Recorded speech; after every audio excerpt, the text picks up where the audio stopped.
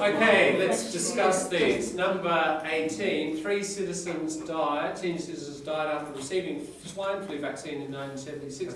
So it's clear that vaccines are bad for you. Post hoc. Post hoc, yeah. Yeah. Now, it could be that swine flu vaccines are bad. We'd have to do, I mean, it's only based on a very small sample, isn't it? If we found, again, 10,000 died immediately after, we'd start to take it more seriously. Then we'd be consulting immunologists and so on, and is there a path, some sort of causal pathway that would be explored, and we get other research evidence to support that, and it might in fact turn out to be true. But at this stage, just simply because there's one thing followed by another, we can't say that the earlier thing causes the second thing. Yeah, so that's a post hoc. Employees are just like nails.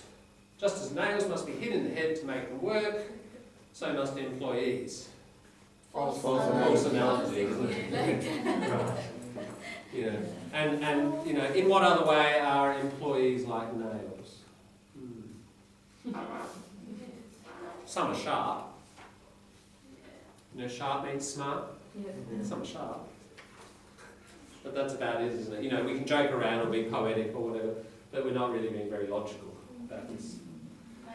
Russian poet Mayakovsky said that for people possible to do nails. He said what? For people it's possible to do nails. To do nails, to make nails. To make nails. Okay. Because they are so strong, Right. it's about revolution. I see, right. Oh, that's a good one. Yeah, and on a poetic level, that stuff works, doesn't it? But, science and poetry, there's a division. Is that Mayakovsky, was it? 22. That's a radical extremist argument that goes completely against our values of democracy and freedom. Loaded words, isn't it? It's loaded words, yeah. So what's loaded words? Well, loaded words are when we have words with strong connotations. Now, what word, let's identify which words are doing this work. Radical. Radical is a positive or negative? Negative, generally. Yeah. Extremist? Negative. Argument, negative. Oh no, argument, no. Argument, you're writing an argument essay. Okay, in academic area, it's neutral. Yeah. I mean, completely against is strong, isn't it? Yeah. Now, values of democracy and freedom. What about that? Yeah, these are quite positive, aren't they? So there's extreme negative, and then it's totally against these positive things. So it's kind of using both positives and negatives here to do the work, but especially the negative. Works on the So you can't do that in the same sentence, or? Oh, you can. People will do it. Yeah, but even if you just said that's a radical extremist argument, even if you just have the negatives, that's still a problem. Okay.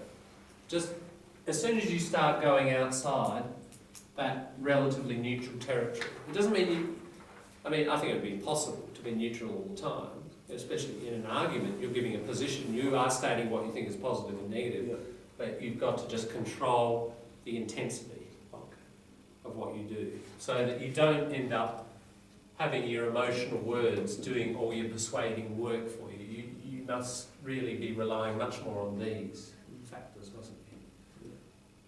It should be more like that. If that means something like when we do the essay, we shouldn't let the reader to know that what we're going to say straight away, just let them to read and understand what we're trying to say? No, in a way you do. I mean, think of the thesis statement. So understanding on this kind of level is different from using this. The thesis statement pretty early on, within a few lines, is going to let the reader know what you think. But, not in any developed way. Hopefully they'll see 3 points or 4 points, and that'll make you curious to read your full argument, okay? But you do let them know what you think fairly early. It helps the reader predict. We've talked about that idea of they have a kind of a safer, more comfortable and clearer journey. So have no problem allowing, you can allow a reader to know what you think using words of this range, can't you? And you can let them know early on, and that's actually a positive thing. I'll just show you this website, rub some of this stuff off, and we'll have a look at the Moodle critical thinking area, critical thinking section. So we're going to have a look at this cum hoc thing.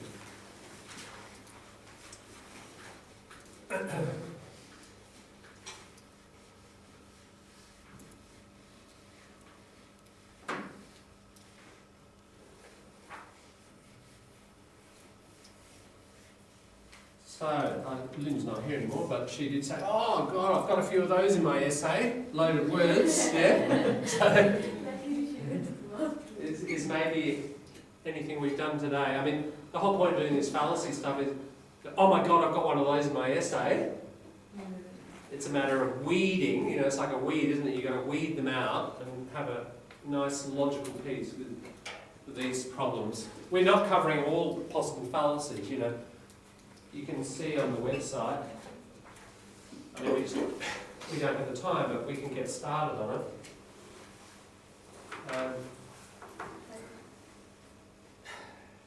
We can't do them all before the essay is due, but hopefully it's helping you with thinking about your own thinking. That's the key. Thinking about thinking is metacognition. Remember that word meta? Metacognition, thinking about thinking.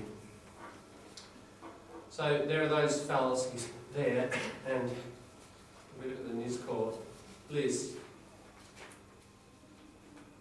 We've covered a few of these, but there's still more to do, and we won't do them all. But they're there for your, if you can see the point of this stuff, and of course, all of this stuff is very transferable, isn't it? Even look, this one, that last, number 22. That's a radical extremist argument. Now, even that word extremist, this might demonstrate, you can actually, if you're clever enough, you can do two fallacies at once. So we've already said that the word, and I hope you agree, that extremist is sort of here, it's too strong. The other problem with extremist is this. Extremist would sort of mean, I mean, if you think of right, left and right, say, it doesn't have to even be left and right. But extremist is here, or here, isn't it? And here's a lot of people in the middle. Okay, that might be your majority, that might be your 97% or something. And you know, extremist tends to mean so 1.5% there, 1.5% there. Okay, so if we say, all right, by saying you're extremist, it means you're wrong. Let's unpack that word. It means you're wrong, doesn't it? It's certainly not saying you're right. It says you're wrong because you're there. Is that a valid argument? You're wrong because the majority of people don't think like you. No. All right, what fallacy does that remind you of? Tradition? Kind of getting close. Belief. Yeah, common belief, isn't it? Yeah. Really, when you use the word extremist, we hear it a lot. Turn on the ABC News and I'll talk about extremists of various kinds. And politicians use the word a lot. Every time they use that word, really, let me see, where is it? We can do another one while we're here.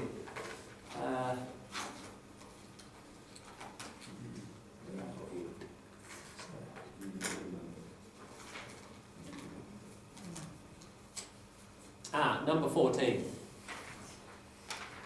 We'll do number 14. Underlying premises. A premise is like an assumption.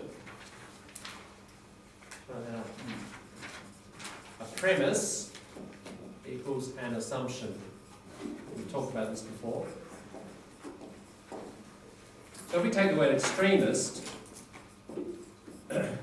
thing about language, and especially spoken language, is people say something, oh, that's a radical extremist argument. We don't really stop and think carefully about each word and, okay, that word extremist, what does that actually mean? Let's analyse it, let's unpack it. If we unpack it, we get this, right? And then, okay, it's negative because, yeah, basically the person's saying, you can't be correct because, you know, the majority of people don't think like you, therefore it's appeal to popular belief, isn't it, which is a fallacy. It might be the majority of people are wrong. Majorities of just non-experts are often wrong about lots of things. And if we think about the past, the majority of people in the past believed the sun went around the earth for centuries. It turned out to be wrong. You know, probably the majority of humanity throughout its history has believed that the sun went around the earth. Majorities can easily be wrong. So just being there does not necessarily mean that you're wrong, or being here doesn't necessarily mean that you're wrong. So the assumption behind that word, kind of underneath it, what I did just then is kind of dig down to the assumption. The assumption behind that word is that, isn't it?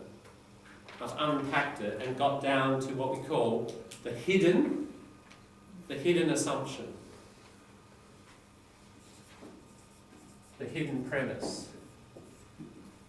And it's like a hidden assumption. They're quite tricky to find. Obviously, if something's hidden, it's hard to find. But that's going on there. So number 22, back on our conversation, when somebody says that's a radical extremist argument, they're kind of doing two things. They're using loaded words, too much of the pathos, and there's a hidden premise that is appeal to popular belief. Can you see the reasoning there? Yeah. So, and this word goes around everywhere. It's all over the media, isn't it? It's all over the media. Even, unfortunately, so sad, my dear beloved ABC do it. How terrible. Do you know the slang for the ABC? The slang for the ABC is this. Auntie. Yeah, auntie.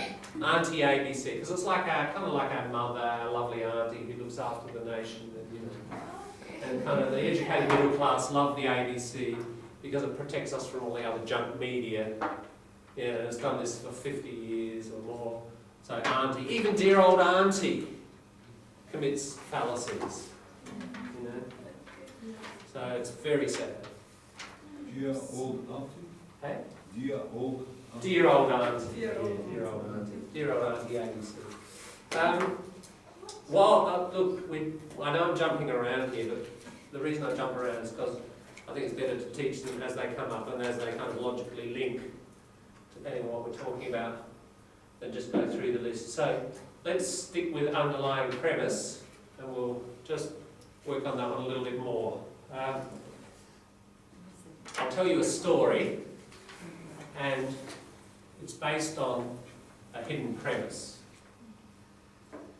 And see if you can figure out what the hidden premise is. And it's also linked, let's link it again, with number 27. I think you'll have problems, at least for the first little while, in answering this problem, because you're probably assuming certain cultural things. Most of our cultures assume something that's in this story. So, see number 27, monocultural bias. We of course are just biased, we think within a certain little box, don't we? That's our culture.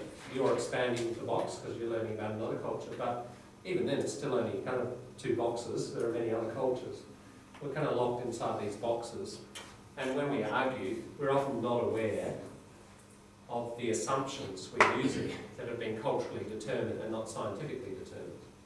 Okay, so the story is that, once, it's not true, but here we go, I'll make it sound a bit more plausible.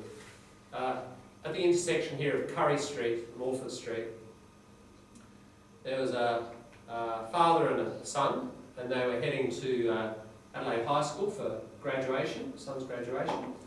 And they were on their way down Curry Street, and a car came straight through a red light, hit their car, smashed it up, right? Killed the father. Son's seriously injured. Ambulance arrives in 10 minutes. He's at Royal Adelaide Hospital. He's on the operating theatre table. In comes the head surgeon, because it's a real serious problem. They get the head surgeon. The head surgeon looks at the boy and says, "My God, that's my son." What's going on? His father was dead. The father's dead. How can he that's my son? Because it's like maybe his son remembers that. The father was pronounced dead by the ambulance crew within 2 minutes of arrival. Sorry? So I'm just saying, the father is dead. No, that's what I'm Is the father was dead in the accident. How come the That's right. How come? Tell me why. What you tell me why. Maybe the surgeon, sometimes they just try to express their feeling, like they think, oh, the kids are their kids. No. That was the biological son of the head surgeon. The father was, I'll give you a bit of slang, the father was Daddy Bones. Who was Daddy Boys? Daddy Bones. Just slang meaning really dead. Really dead. So the man who died was the surgeon's son? Maybe he was two fathers. Sorry? No, the man who died Yeah. Was he was the biological father. He was the biological father, the guy who died. When I say father, I mean biological father. biological father? And surgeon who Is the head? The They're surgeon, mixing it up? surgeon was biological father, no? Is the head surgeon? the surgeon is a real, that's really Step that one, person's step- son, step no? one. It's really that person's biological son. Surgeons? It's the surgeon's biological son. What about the driver? On one hand, The he was father who died is the biological father. Oh. Right, you're all suffering from this hidden premise. And so did I when I first heard this. There's a really simple answer to this. Both of them were No, biological. they're not twins. Both of them were biological fathers. No, both of them are not the biological fathers. One of them is a Maybe stepfather. from the No, father from they are both, that son From another. is related to both those people biologically. So the mother Maybe is one father, from but the- same father but different mother. No, was it? There's a mother and a father involved in this. maybe the father We're from getting, maybe the father from the church. We call him father. no, as I said, biological father was killed. It happens. There's no such thing as it, man. It can't happen. Like, both are biological father. It can't happen. To Now, fathers. look, the key is the head surgeon. Yeah. Think of the nature of the head The surgeon. head surgeon is a gay. Right, okay. I was about to say Lita, you're kind of on the right track. You're now thinking outside the box, as we say, thinking outside the square. Yeah, you've got to forget all. There's this basic assumption here that you're all assuming a hidden premise. But what happened, like, if we think biologically it is not possible that biologically there can be two fathers of one son? The head father. Sorry. No, it's coming into biological. The head surgeon is the biological parent of that son. But you're saying the other father who Right. died. It's the mother. Right. The head surgeon is the mother. Oh, yeah. Right. You're thinking of men. Okay, so what is the assumption that you were all suffering from? Okay, we were thinking that both are men. Yeah. That's right. Yeah.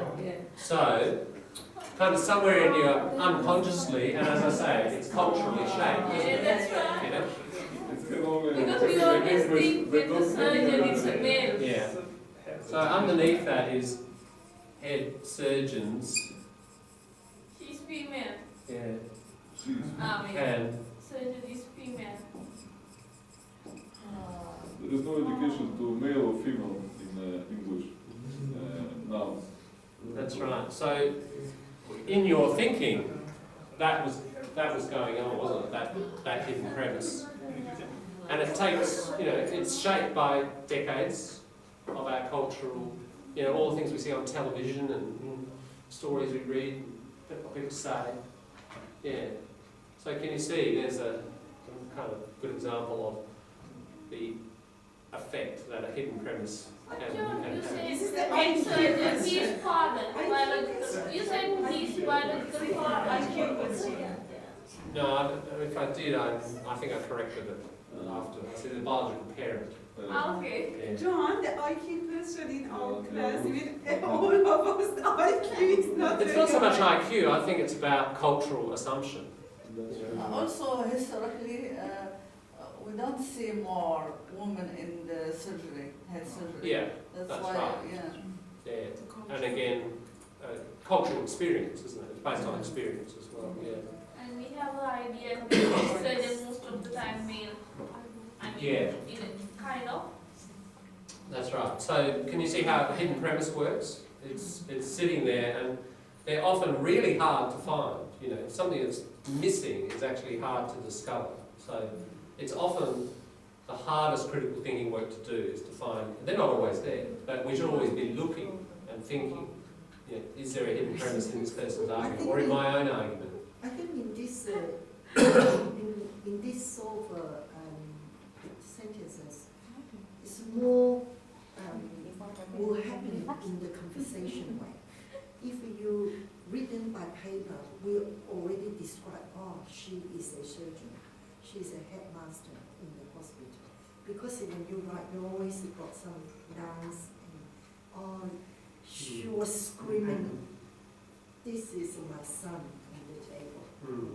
And we bomb him in the mouth. But in conversation, the surgeon was crying, saying, Probably more fallacies are committed in conversation That's because right. of speed, time. We don't, like the extremist thing, we don't stop and analyse, we don't have the time, that's do right. we? Like politicians, they Yeah. keep on blah, blah, blah, blah. Yeah. Just fill all your mind. And you But- thought they are right Yeah. on that moment. But afterward, you sit down and we thinking, that's not right. Sure. Look, and advertisers, if we think, overall the human mind, And part of the emotion added in there, you got caught in that moment. politicians and advertisers have learned over decades or even centuries that pathos is the best way to convince the most of the people most of the time. Yeah, like Yeah. the election, they roll up the sleeves and we have to do like this, and you're very emotional. Sure. Follow the idea, follow Public relations do it, Yeah. advertising does it, marketing mainly based on emotion. Yeah, Like Hitler did it. absolutely. Yeah. And he was brilliant at it, it's an art form, that kind of speaking, and he did it, yeah. Also, I'm going to show you that thing further down, this correlation thing. So if you go into the middle, it's a fair way down, near the bottom, causality. So causality, abstract noun, a study of cause. Spurious correlation. Spurious means false.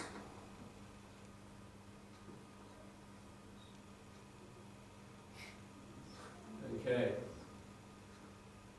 Now this is real data. Right? The data is real. So we have two things. The red line is US spending on science, space and technology from 1999 to 2009, so a 10-year period. And the black line is suicides by hanging, strangulation and suffocation. Look how close they are. So clearly, the United States should stop spending money on science and space because it's causing all these people to hang themselves. Let me make it perfect. Yeah. Because all of the money is going to they can say a lot of the money is going to space emissions, and therefore the public is not getting any money, and therefore they are committing suicide. And if you put it in that context, it's sort of right. Yeah, maybe. We could do research into are all of those intermediate steps actually happening? And they might be. They might be, just like the watermelon thing. We shouldn't totally dismiss it, should we? But this is meant as a humorous side. Here we go. You know Nicolas Cage, the Hollywood actor? Okay, here's the number of people who drowned by falling into a pool. And here's the films that Nicolas Cage appeared in. Look at that, 2007. So, we should stop. Maybe they watch the film and they want to kill themselves. What is the relation between Nicolas Cage as actor with the drowned falling into? Well, there is no, I mean, it's very unlikely there's a relation, isn't it? But look at the data. It's very closely correlated. It goes up. Both go up together. Both go down together. Both, you know, there's high correlation. But what's the likelihood of one thing causing the other? Very, Because of very sun low. activity. Maybe reacting so many things. Yeah, no, okay, the data's not cherry-picked. This is real data. Excuse me, I can understand. Which means he wanted to be drowned in a pool? No. This is the point. There's no relation. There is no relation. But the data looks like there is, doesn't it? Okay. Per capita cheese consumption is a bit like the watermelon one. How much are people eating cheese in the United States, and the number of people who died by becoming tangled in their bed sheets. Really? Now they do say, That's not very interesting because it just increases all. yeah, But Or with it can Cage, happen like, negative correlation, because we are going positive correlation. Like one's going up, others going down. What in that case? yeah, okay, these are both positive. These are all positive correlations.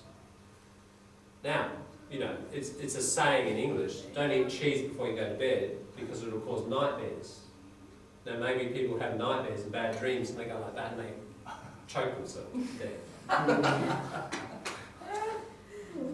Alright, now here's the divorce rate in a particular state, Maine, and the per capita consumption of margarine.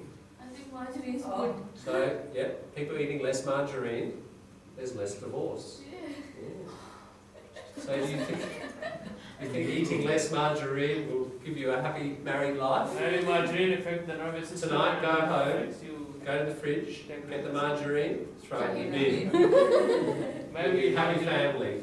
margarine oh, affects the that's mind. really Maybe interesting. it's good for the wedding person.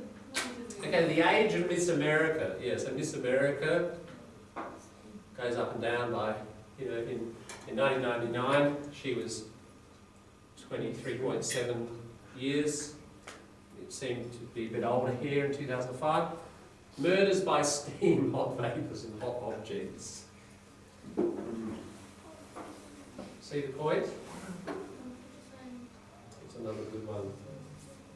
Stop. There's What was mozzarella previous? cheese, okay. Eating mozzarella cheese and civil engineering doctorates. Pretty high correlation there. So if you want to get your doctorate in civil engineering, eat more cheese. What was previous one? Non-commercial space launches, so by the government, and sociology doctorates. Okay. Okay. So I hope I've convinced you from that. Correlation doesn't equal cause, does it? These are all cum hoc fallacies. Yeah. Okay, so, maybe in your argument essay, you've got a bit of evidence that's saying, look, there's this correlation, therefore there's a cause. Now, that might be true, but you need to have a bit of a dig into the document and see, are they basing the claim simply on a correlation, or is there more evidence to suggest, in fact, that there is a cause? As I said, this could be a first signal that there is a cause. But we need more evidence, not simply the correlation alone, to be able to claim what A causes B. That's the point. So all of these are hopefully improving your ability to fire bullets at your own arguments. And if there are any of these sorts of problems, or if you even smell one of these problems or the possibility of it, You know, start thinking more critically about what you're writing, and even when you read other people's stuff. You know, it's all about shooting bullets at arguments, isn't it? And do they survive? That's the scientific method ultimately. Being as critical as possible about all arguments and what remains standing after we've fired as many bullets at things as possible. All right, how are we going for time? Let's maybe we'll have a break.